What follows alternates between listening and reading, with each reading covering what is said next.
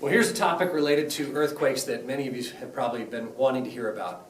And we had two very large earthquakes, both around a 9.0 magnitude, that occurred in the last 15 years. And we got a lot of information about huge tsunamis from those two. So there was the one that happened in Indonesia in 2005. This is a picture from that. And so is this here. And then we also had the one in 2011 that happened in Japan, and that's a picture from that as well. Extremely devastating tsunami waves.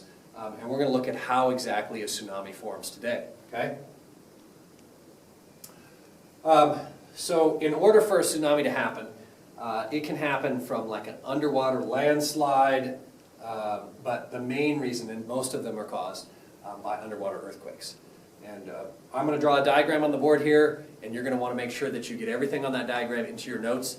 Be very detailed, and it's got a lot of good stuff that helps you understand exactly what that process is that leads to tsunamis forming. Okay? So, if we start on the ocean floor here, what we have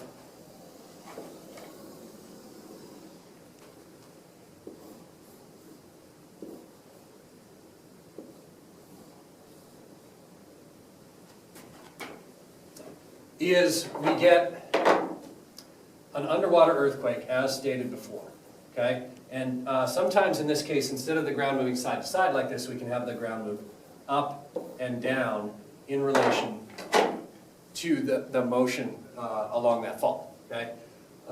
What can happen in this case then is that the water above it is going to react to that. It's just kind of like when you go out to the lake and you throw a rock in the lake and it makes all these waves, except it's on a much, much bigger scale. So we get these waves formed out here, okay? And again, from 8th grade physical science, I know you guys are familiar with waves. So we'll put a little boat out here, okay?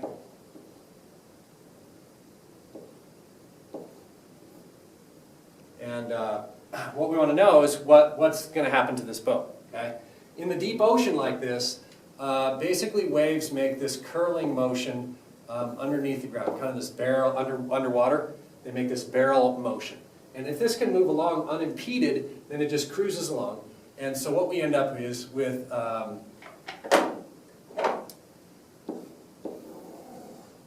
we get a long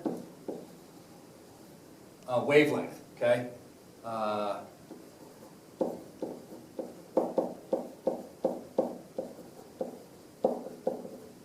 In some cases, it's like 500 miles long. That's really long. And the wave height is about 1 foot, which, by the way, is short, okay? If a 1 foot wave went by you on a boat in the lake, you probably wouldn't even notice. And then 500 miles later, another 1 foot wave. So a person in the boat, no big deal out here in the ocean. What happens then is that this moves along here until the bottom edge of this rolling energy drags on the ocean floor, because the ocean floor gets shallower as we get to the coast. And so what that causes the wave to do then is change its properties, okay? So now the wave height is going to get very tall, and the wavelength is going to get very short. So we have tall, height, that's an abbreviation, and short length. As a matter of fact, in the Indonesian tsunami, the tallest wave height measured was 100 feet. To give you an idea, the high school might be like 25, maybe 30 feet tall, so that's like 3 times that. So if you're on the shore here, this is a bad place to be in a tsunami. This is not too bad in the deep ocean, because you have a tiny wave, a long wavelength. Here you have a huge wave and a short wavelength. So that's not where you want to be. And again, make sure you get this whole diagram in your notes, and make sure you make a note about this is bad,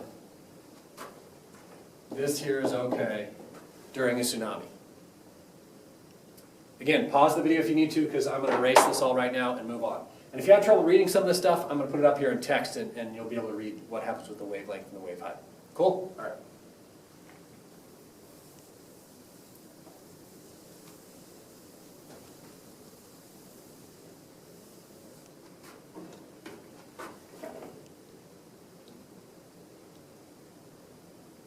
Okay, so offshore, short wavelength, or short wave height, long wavelength, okay?